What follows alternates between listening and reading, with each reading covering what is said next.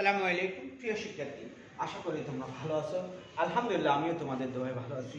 আজকে আমি আমার 269 নম্বর লেকচার শুরু করতে যাচ্ছি। প্রিয় শিক্ষার্থী, আজকে 269 নম্বর লেকচারের শুরুতে তোমাদের প্রতি আহ্বান রাখতেছি আমার ইউটিউব চ্যানেল ফ্লার বিডি চ্যানেলটি সাবস্ক্রাইব করার জন্য।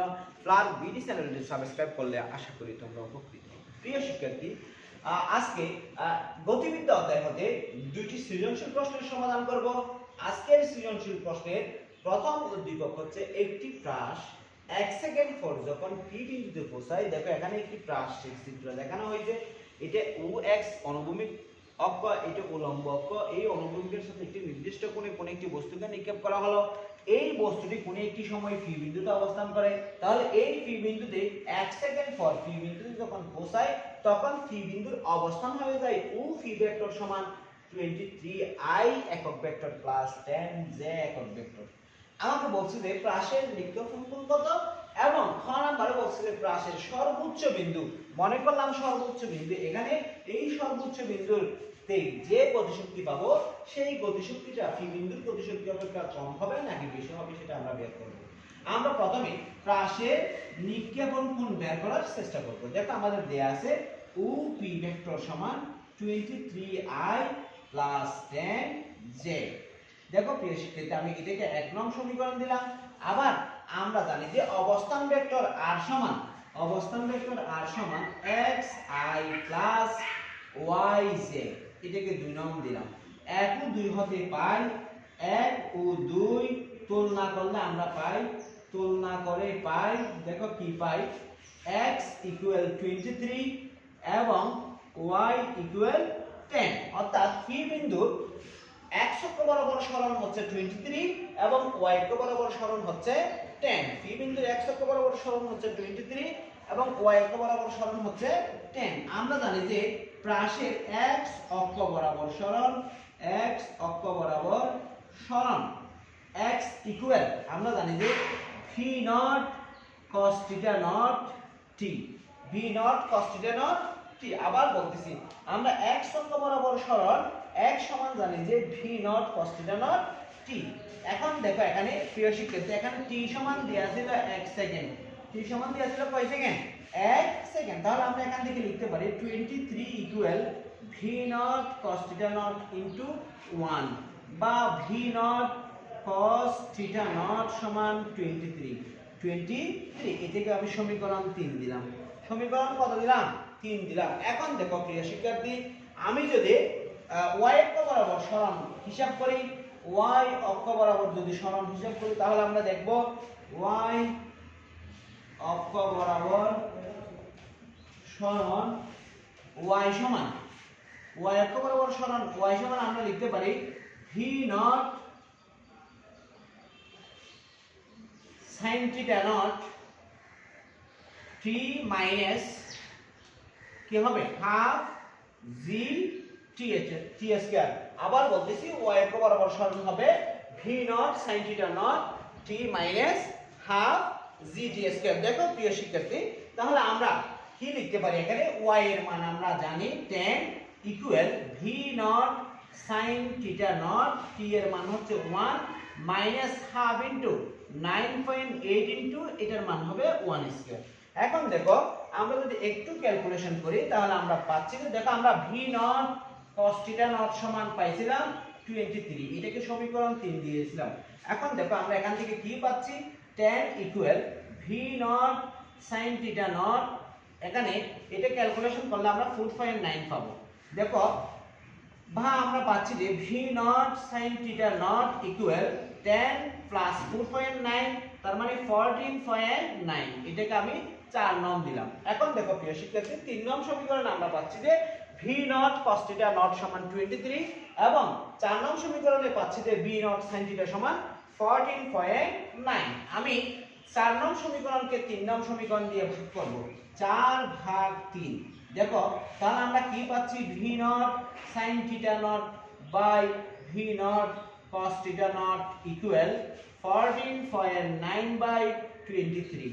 দেখো প্রিয় শিক্ষার্থী, v নট কাটাকাটি যাবে, v নট যদি কাটাকাটি যায় বাকি থাকবে tan থিটা নট। আমরা জানি যে sin theta by cos theta সমান tan থিটা, তার মানে tan theta naught সমান 14.9/23 বা theta naught equal tan inverse 14.9/23।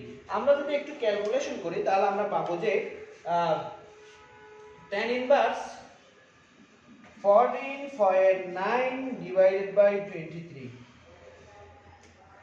32.93, তার মানে tan theta equal 32.93, অর্থাৎ বস্তুটি যখন নিক্ষেপ করা হয়েছিল তখন বা প্লাস্টিকে যখন নিক্ষেপ করা হয়েছিল তখন তার নিক্ষেপ কোণ ছিল 32.93 ডিগ্রি বা থিটা নট সমান 32.93 ডিগ্রি। আশা করি তোমরা বুঝতে পেরেছো। আমরা এখন পরবর্তী প্রশ্ন সমাধান করার চেষ্টা করব।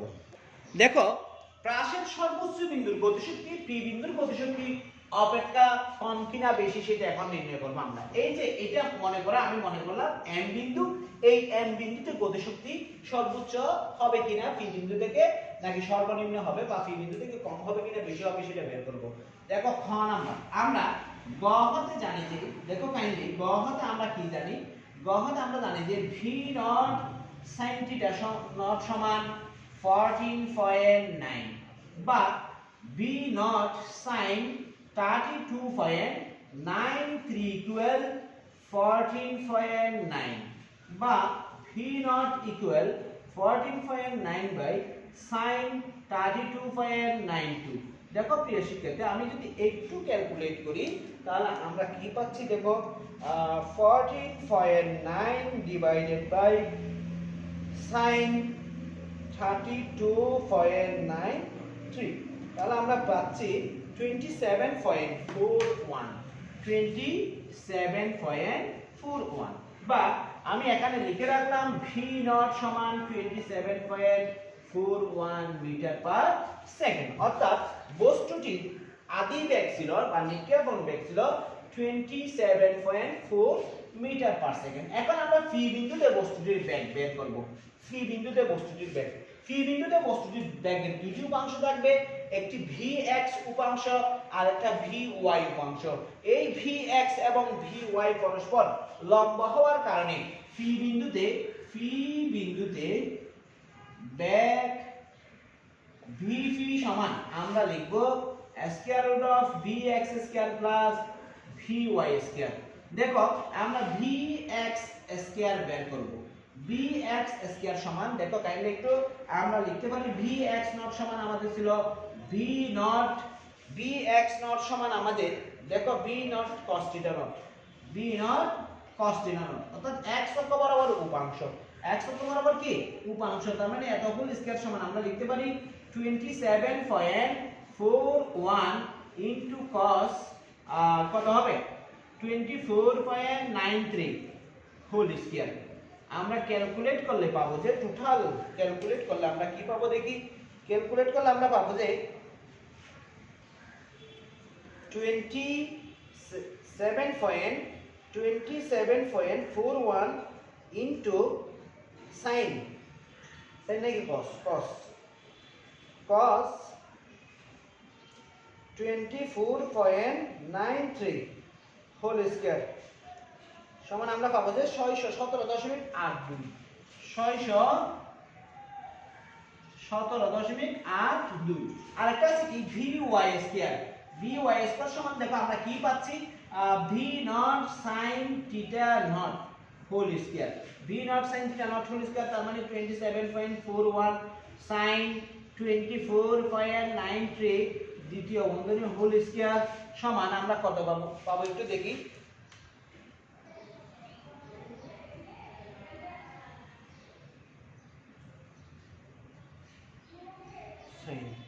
তাহলে আমরা পাবো 133.48। এখন দেখো এখান থেকে যদি vp বের করি তাহলে vp সমান পাবো 617.82 whole square plus 133.48 whole square, total কত আসে দেখি একটু, দেখো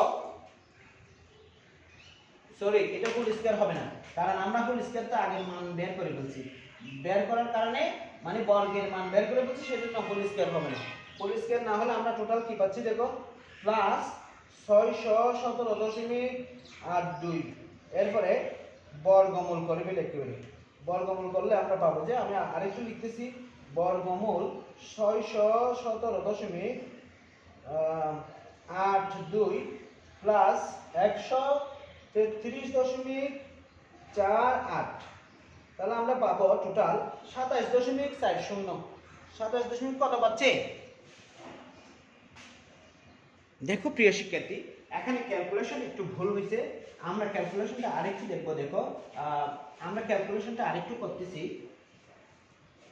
এখানে আমরা পাচ্ছি যে 27.41 into cos 32.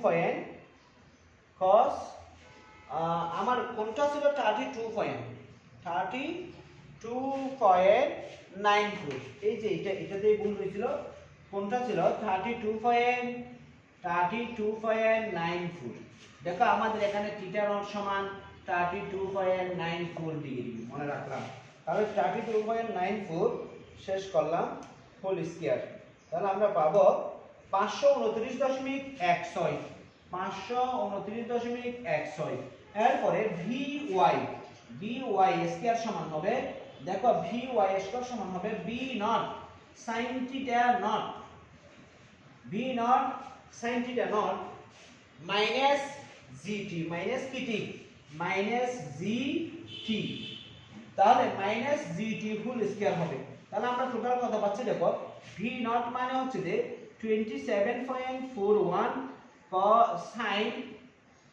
sin 32.94 minus g মানে হচ্ছে যে 9.8 ইনটু 8 এটা হোল স্কয়ার তাহলে টোটালি কত আসে একটু দেখি প্রিয় শিক্ষার্থী আমি আবার বলতেছি vy হোল স্কয়ার সমান হচ্ছে যে v naught sin theta naught minus gt whole square তার মানে 27.41 into sin 32.94 minus 9.8 into 1 whole square তাহলে আমরা লিখতে পারি 27.41 sin 32.94 মাইনাস 9.8 হোল স্কয়ার যদি একসাথে হোল স্কয়ার করি তাহলে আমরা পাবো 26.05 এখন আমরা কার মান বের করব এই যে পি বিন্দুতে vx এবং vy এর মান বসিয়ে b phi এর মান বের করব b phi এর মান যদি বের করতে যাই b phi সমান আমরা পাবো স্কয়ার রুট অফ 519 দশমিক দেখো 500 কত পাইছিলাম 519 দশমিক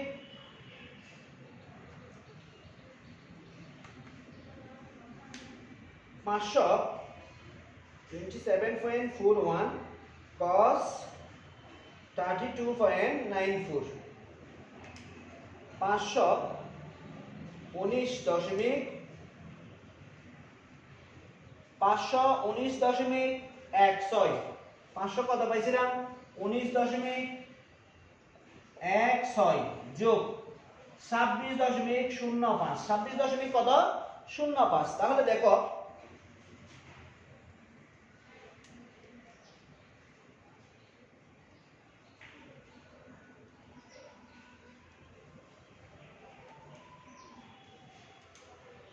পাঁচশো উনত্রিশ 529.16 যোগ 26.05 যোগ 26.05 তাহলে আমরা টোটাল পাচ্ছি কত 555.214 এটাকে যদি আমি বর্গমূল করি তাহলে আমরা পাবো 23.56 অর্থাৎ পি বিন্দুতে বস্তু যদি ব্যাক করছে 23.56 মিটার পার সেকেন্ড পি বিন্দুতে ব্যাক পেয়ে গেলাম এখন আমরা এম বিন্দুতে ব্যাক বের করব কত বিন্দুতে ব্যাক বের করব এম বিন্দুতে ব্যাক বের করব এম বিন্দুতে ব্যাক কত দেখি সুতরাং সর্বোচ্চ বিন্দুতে ব্যাক vm হলে vm সমান আমরা লিখতে পারি v not cos theta not v not cos theta not. কেন P not cos theta not হলো? দেখো এই ক্ষেত্রে এই যে এম বিন্দুতে কোনো উলম্ব উপাংশ থাকে না, কোনো উলম্ব উপাংশ থাকে না, উলম্ব উপাংশের মান শূন্য, শুধুমাত্র আনুভূমিক উপাংশ কাজ করবে। এই আনুভূমিক উপাংশ হচ্ছে V naught cos theta not. V naught কি নট? Cos theta not. তাহলে ভি নট ছিল 27.41, কস থিটা নট হবে 32.94। তাহলে টোটালি কত পাচ্ছি দেখি, 27.41 cos 32.94, তাহলে 23.003, 23.003। তার মানে আমরা দেখতেছি যে Vm is less than Vp। Vm থেকে অর্থাৎ সর্বোচ্চ বিন্দু থেকে যে ব্যাগটা পাবো সেই ব্যাগটা পি বিন্দুর ব্যাগ থেকে কি হবে? ছোট হবে। সেই ব্যাগটা পি বিন্দুর ব্যাগ থেকে কি হবে? ছোট হবে। আমরা জানি যে বস্তুর গতিশক্তি ব্যাগের বর্গের সমানুপাতিক, ব্যাগের বর্গের সমানুপাতিক। দেখো ই কে সমান হাফ এম ভি স্কয়ার, তার মানে ই কে সমান ই কে প্রপোর্শনাল টু ভি স্কয়ার, অর্থাৎ বস্তুর গতিশক্তি ব্যাগের বর্গের সমানুপাতিক। এখানে বি পি বড়, বি এম ছোট, অবশ্যই পি বিন্দু থেকে সর্বোচ্চ বিন্দুতে গতিশক্তি কি হবে? সর্বনিম্ন হবে। পি বিন্দু থেকে সর্বোচ্চ বিন্দুতে গতিশক্তি অবশ্যই কি হবে? সর্বনিম্ন হবে। আজকে এই পর্যন্ত। আমরা আগামী এপিসোডে আরেকটি নতুন টপিকস নিয়ে হাজির হব। এই পর্যন্ত ভালো থেকো। আসসালামু আলাইকুম।